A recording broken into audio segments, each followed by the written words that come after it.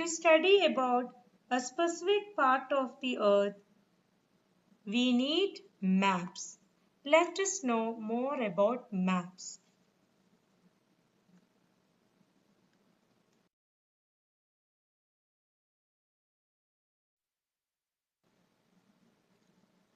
Our earth is vast planet and it is so beautiful that we would like to see and know about every part of the earth.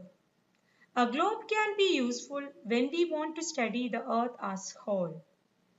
But when we want to study about a specific part of the earth, as our country, state or town, it is of little help.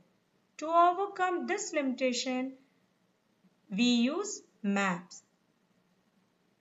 A map is a representation of the earth's surface or part of it on a flat surface. Do you know where do the word map arise? The word map comes from the Latin word mappo, which means napkin. A map can be folded, put into the pocket, and it is easy to carry. Maps give us more specific and detailed information as compared to a globe. Even the smallest area can be enlarged and shown on a map. Do you know what is atlas? Yes, a book of maps is called an atlas. Maybe you might have seen. Gerardus Mercator, a Flemish mapmaker, was the first to publish a book of maps. So, who published the first atlas? Gerardus Mercator, a Flemish mapmaker.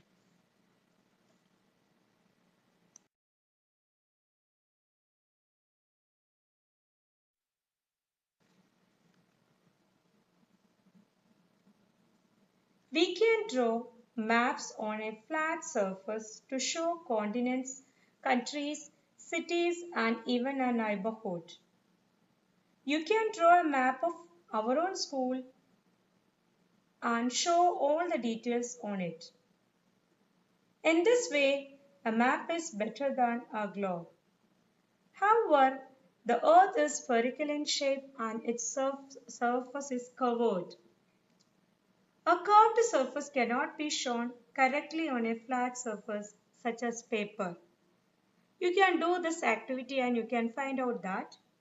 Try to cover a bowl with a sheet of paper without creasing it. You will not be able to do it. So, it is not possible to make an accurate map of a curved surface. However, small areas can be represented fairly accurately on maps. This makes maps useful tools to study the earth.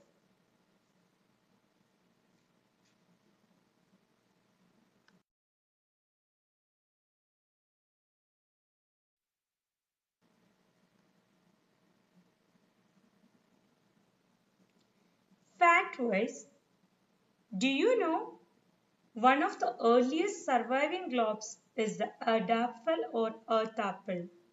It was made by Martin Behaim in 1492. George Gleckenton painted the map on the Erdapfel. You can see the picture of Erdapfel on the slide.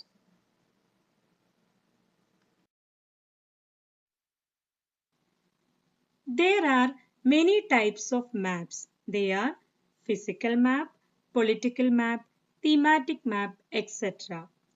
Suitable titles can be given on the basis of information provided in these maps. Physical maps are designated to show the natural landscape features of the earth. A physical map shows the physical features of a place such as mountains, plains, plateaus, rivers, etc. Look at the map given here. It is physical map of the world. You can see different colors here. These different colors shows different physical features of the world.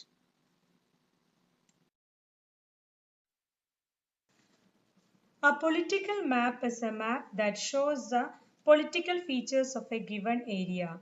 These features can include countries, states and their capitals, cities, towns, highways, etc. Here you can see the world political map. In this you can see the different countries in the world.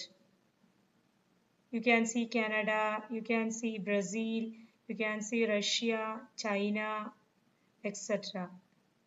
Do you know which is the largest country in the world? It is Russia. The smallest country is Vatican City.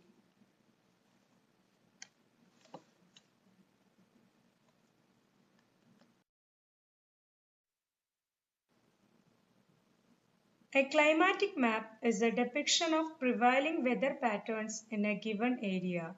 It gives general information about climate and rainfall of a region. Here you can see a climatic map.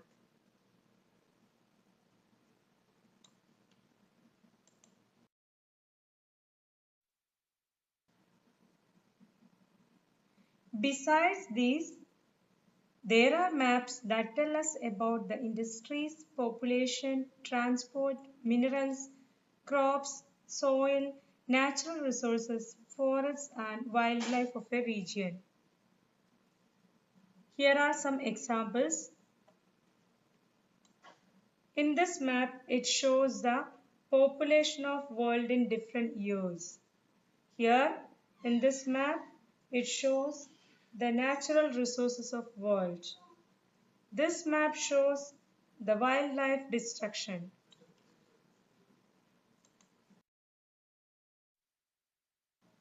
Now, let us discuss few questions given in the checkpoint.